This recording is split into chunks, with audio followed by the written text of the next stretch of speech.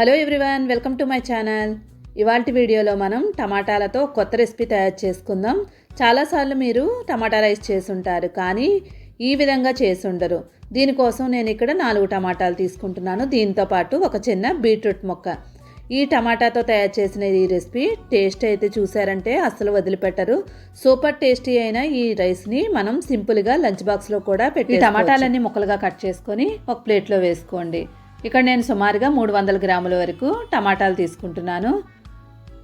టమాటాలన్నీ ముక్కలు కట్ చేసుకున్న తర్వాత ఒక మిక్సీ గిన్నె తీసుకొని దానిలో ఈ టమాటాలను వేసేసుకోవాలి. దీంతో పాటు చిన్న బీట్రూట్ మొక్క, ఇది పూర్తిగా మనకి ఆప్షనల్, కావాలంటే వేసుకోవచ్చు లేదంటే స్కిప్ చేసుకోండి. ఈ బీట్రూట్ వేయడం వల్ల మనకి కలర్ అనేది చాలా మంచి కలర్ వస్తుంది. ఒకసారి మిక్సీ చేసుకున్న తర్వాత చూడండి, చూసారు కదా మన టమాటా పేస్టు కలర్ ఎంత చక్కగా వచ్చిందో. దీనివల్ల మనం ఏ ఫుడ్ కలరు వాడే పని లేకుండా ఇలా బీట్రూట్ వేసి నెక్స్ట్ ఒక బౌల్ తీసుకొని దానిలో 2 కప్పుల వరకు రైస్ తీసుకోండి. ఇక్కడ నేను బాస్మతి రైస్ తీసుకుంటున్నాను, కావాలనుకుంటే నార్మల్ రైస్ అయినా తీసుకోవచ్చు. సుమారుగా 400 గ్రాముల వరకు బియ్యం తీసుకుంటున్నాను. ఇప్పుడు ఈ బియ్యాన్ని బాగా క్లీన్ చేసేసుకోండి. బియ్యంలో ఏదైనా మనకి పౌడర్ లాగా ఉంటుంది కదా, కెమికల్ కలుపుతున్నారు కాబట్టి ఒకసారి బాగా క్లీన్ చేసేసుకోండి. లేదంటే మనం నార్మల్గా రైస్తోనే డైరెక్ట్గా చేసేసుకోవచ్చు. ఇప్పుడు ఈ బియ్యాన్ని ఒక పాన్లో వేసుకోండి.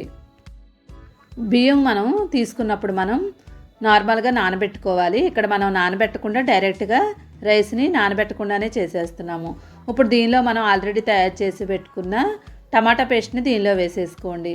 టమాటా పేస్ట్ వేసిన తర్వాత ఒకసారి బాగా కలిపేసుకోండి. చూడండి, మనం మొత్తం అంతా బాగా కలిపేసుకున్న తర్వాత కలర్ అనేది బీట్రూట్ వేయడం వల్ల చక్కగా కలర్ఫుల్గా కనిపిస్తుంది కదా. పిల్లలకి పెట్టినప్పుడు ఇలా కలర్ఫుల్ అయింది పెట్టినట్లయితే చాలా ఇష్టంగా తింటారు. అసలు బీట్రూట్ వేసినట్టు వాళ్ళకి తెలియదు. మొత్తం అంతా కలుపుకున్న తర్వాత ఇప్పుడు మనం 2 కప్పుల వరకు బియ్యం తీసుకున్నాం కదా, 4 కప్పుల వరకు నీళ్లు వేసుకోవాలి. కానీ ఇక్కడ 3.5 కప్పుల వరకు వాటర్ తీసుకుంటున్నాం. ఎందుకంటే ఆల్రెడీ మనం టమాటా పేస్ట్ వేసుకున్నాం కాబట్టి 3.5 కప్పుల వరకు వాటర్ వేసుకోవాలి.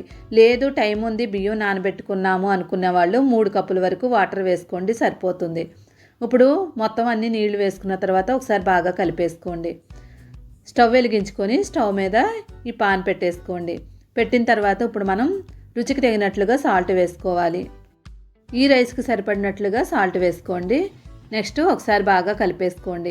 కలుపుకున్న తర్వాత దీన్ని 80% వరకు ఉడకనివ్వాలి. ఎప్పుడైనా కానీ రైస్ని కొంచెం వేడైన తర్వాత ఒకసారి కలుపుకోవాలి, లేదంటే మనకి బియ్యం అంతా కూడా ఉండలుగా ఉంటుంది.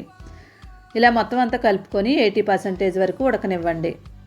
చాలామందికి 80% వరకు ఉడకడం అంటే ఎలాగనేది తెలియదు కదా. చూడండి, ఉడికిన తర్వాత మనం వాటర్ లాగా ఉండాలి, ఇంకా రైస్ లాగా ఉండాలి, ఇలా ఉండాలి. ఇలా ఉన్న తర్వాత ఇప్పుడు మనం మూత పెట్టేసుకొని స్టవ్ని లో ఫ్లేమ్ మీద పెట్టేసుకోవాలి. లో ఫ్లేమ్ మీద పెట్టుకొని 10 నిమిషాల పాటు అలానే ఉడకనివ్వండి. ఇలా లో ఫ్లేమ్ మీద పెట్టుకొని ఉడికించడం వల్ల రైస్ అంతా కూడా చక్కగా ఉడికిపోద్ది. 10 నిమిషాల తర్వాత చూడండి, మూత తీసి చూసారు కదా, ఎక్కడ వాటర్ అనేది కనిపించలేదు. ఇంకా మనకి మాడిపోని కూడా మాడిపోదు. రైస్ అంతా కూడా చక్కగా ఉడుకుతుంది. ఉడికిందో లేదో ఒకసారి చెక్ చేసుకోండి. ఒకసారి బాగా కలిపేసుకొని రైస్ ఉడికిందో లేదో చెక్ చేసుకోండి. ఒకవేళ ఉడకలేదు అనిపించినట్లయితే కొంచెం వాటర్ని జల్లుకోవచ్చు. ఇక్కడ నాకు రైస్ ఉడికిపోయింది. ఇప్పుడు దీనిలో మనం 1 టేబుల్ స్పూన్ వరకు నెయ్యి వేసుకోవాలి. నెయ్యి లేదు అనుకున్న వాళ్ళు ఉంటే బటర్ వేసుకోవచ్చు. ఇలా నెయ్యి వేయడం వల్ల రైస్ అంతా కూడా పొడి పొడిగా వస్తుంది.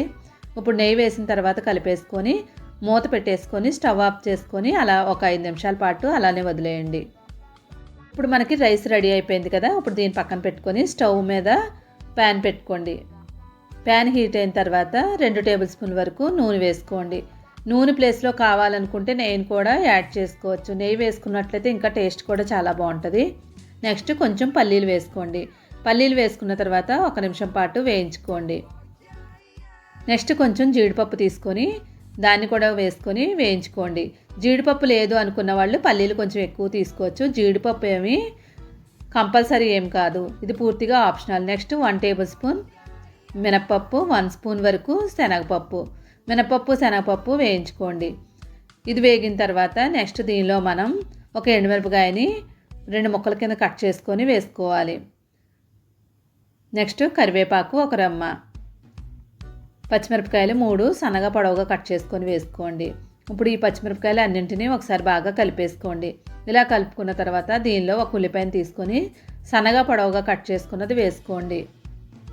ఉల్లిపాయలు వేసిన తర్వాత మరి బ్రౌన్ కలర్ వచ్చే వరకు వేయించిన అవసరం లేదు, లైట్గా కొంచెం వేయించుకుంటే సరిపోతుంది. ఈ కలర్ వచ్చిన తర్వాత క్యాబేజీని చిన్న ముక్కను కట్ చేసుకొని సన్నగా పొడవుగా కట్ చేసుకొని వేసుకోండి. క్యాబేజీ లేదు అనుకున్న వాళ్ళు ఉంటే ఉల్లిపాయని ఇంకొకటి యాడ్ చేసుకోండి. 2 ఉల్లిపాయలు వేసుకోవాలి. ఉల్లిపాయల రేట్ ఎక్కువగా ఉన్నది అనుకున్న వాళ్ళు క్యాబేజీని పూర్తిగా వేసుకోవచ్చు, అసలు ఉల్లిపాయ వేసుకునే పనేం ఉండదు. నెక్స్ట్ దీనిలో ఒక క్యారెట్ చిన్న ముక్కలుగా కట్ చేసుకొని వేసుకోండి. నెక్స్ట్ గ్రీన్ పీస్ కొంచెం, మన దగ్గర ఏదైనా వెజిటేబుల్స్ ఏమన్నా ఉంటే అవి కూడా వేసుకోవచ్చు, ఇది అది అని ఏం లేదు. గ్రీన్ పీస్ కూడా ఉంటే వేసుకోండి, లేదంటే స్కిప్ చేసుకోండి. నెక్స్ట్ అల్లం వెల్లుల్లి పేస్టు 1 స్పూన్ వరకు వేసుకోవాలి. ఈ అల్లం వెల్లుల్లి పేస్ట్ మనకి ఈ కూరగాయ ముక్కలతో పాటే వేయించేసుకోవాలి. మొత్తం అంతా కూడా ఇప్పుడు వీటినన్నింటినీ కూడా కలర్ మారే వరకు వేయించుకోండి. ఇలా కలర్ మారిన తర్వాత ఇప్పుడు దీనిలో 2 టేబుల్ స్పూన్ల వరకు సాంబార్ పౌడర్ వేసుకోవాలి. ఇదే మనకి ఈ రెసిపీకి మంచి టేస్ట్ ఇచ్చేది. 1 స్పూన్ వరకు కారం వేసుకోండి. ఈ కూరగాయలకి ఉల్లిపాయలకి సరిపడినట్లుగా సాల్ట్ వేసుకోవాలి. కొంచెం పసుపు వేసుకోండి. ఇప్పుడు వీటిని అంతటిని బాగా కలిపేసుకోండి.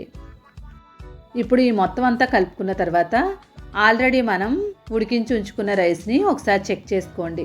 ఎక్కడైనా ఉండల్లాగా అనిపించినా, ఒకవేళ తడిగా అనిపించినా ఒకసారి పొయ్యి మీద పెట్టుకోండి. ఉండల్లాగా అనిపించినట్లయితే గరిటతో అటు ఇటు అనేసుకోండి. ఇప్పుడు ఈ రైస్ని మనం వేయించుకున్న వెజిటేబుల్స్లో వేసేసుకోవాలి. ఇలా మొత్తం అన్నం అంతా ఒకేసారి వేసేసుకోవాలి. అన్నం మొత్తం వేసుకున్న తర్వాత ఇప్పుడు కలిపేటప్పుడు మనం అడుగు నుంచి పైకి కలుపుకుంటూ ఉండాలి. లేదనుకుంటే మనం మధ్య మధ్యలో గరిటతో కలిపినట్లయితే అన్నం అంతా ముక్కల కింద కట్ అయిపోతుంది. జాగ్రత్తగా సాఫ్ట్గా కలుపుకోండి. ఇలా మొత్తం అంతా కలుపుకున్న తర్వాత మనం దీనిలో కొత్తిమీరని తీసుకొని, ఫ్రెష్ కొత్తిమీర తీసుకొని కొంచెం వేసుకోండి. చూడండి, చూడడానికి మంచి కలర్ ఉంది. ఇంకా సాంబార్ పౌడర్ వేయడం వల్ల గుమగుమలాడిపోతుంది. ఇప్పుడు కొత్తిమీర జల్లిన తర్వాత ఒకసారి బాగా కలిపేసుకోండి. కొత్తిమీర వేయగానే మనం అయిపోయింది అనుకుంటాం, కానీ ఒక నిమ్మకాయని తీసుకొని 2 ముక్కల కింద కట్ చేసుకొని దాని రసాన్ని వేసుకోండి. ఇక్కడ 400 గ్రాములకి ఒక నిమ్మకాయ సరిపోతుంది. నిమ్మకాయ మొత్తం పిండుకున్న తర్వాత ఒకసారి బాగా కలిపేసుకోండి. ఉదయం కానీ, మధ్యాహ్నం కానీ, సాయంత్రం, రాత్రి ఏ టైంలో అయినా కూడా ఇది సింపుల్గా తినేవచ్చు. దీనికి ఎటువంటి సైడ్ డిష్ పని లేదు. మిడ్ నైట్లో చాలామంది ఆఫీస్ నుంచి లేటుగా వచ్చేవాళ్ళు ఉంటారు కదా, అలాంటి వాళ్ళకి మనం సింపుల్గా ఇది అన్నం కూర వడ్డించే పని లేకుండా ఇది ఒక్కటే వడ్డించేస్తే సరిపోతుంది. వీడియో నచ్చిందంటే తప్పకుండా like, share, subscribe my channel. దీనికి మనకి ఎటువంటి రైతా పని లేకుండానే ఇలానే తినేయవచ్చు. టేస్టీ అయిన ఈ రెసిపీ నచ్చినట్లయితే తప్పకుండా లైక్ చేయండి. Thank you for watching.